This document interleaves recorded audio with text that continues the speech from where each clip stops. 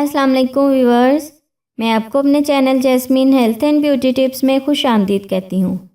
شادی ایک سنت ہے، یہ ایک ایسا فریضہ ہے جسے ہر مرد اور عورت کو ادا کرنا چاہیے۔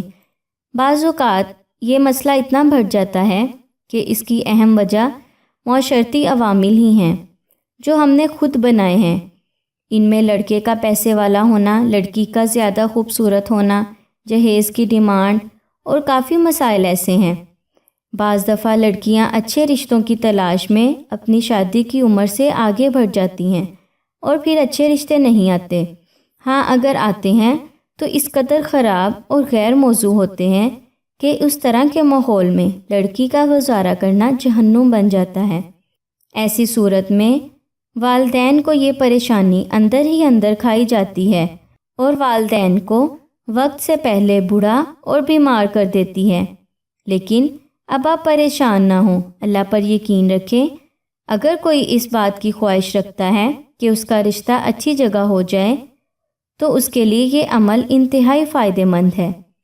آج میں آپ کو بتا رہی ہوں اچھا رشتہ ملنے کا آزمودہ وظیفہ۔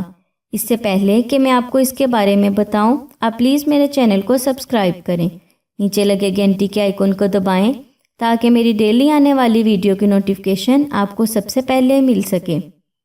اچھے رشتے کے لیے والدین میں سے کوئی ایک اول آخر درود شریف پڑھ کر بعد نماز عشاء 150 مرتبہ یہ پڑھیں، یا لطیفو۔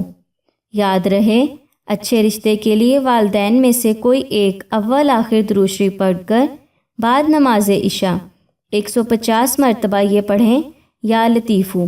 اس کو پڑھنے سے انشاءاللہ آپ کو بہت اچھا رشتہ بہت جلد مل جائے گا۔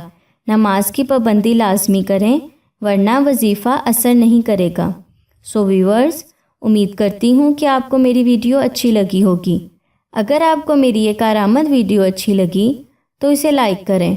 اگر آپ نے ابھی تک میرے چینل کو سبسکرائب نہیں کیا تو پلیز میرے چینل کو سبسکرائب کر لیں، اسے دوسروں کے ساتھ شیئر کریں۔ اپنا بہت سارا خیال رکھیں۔ اللہ حافظ۔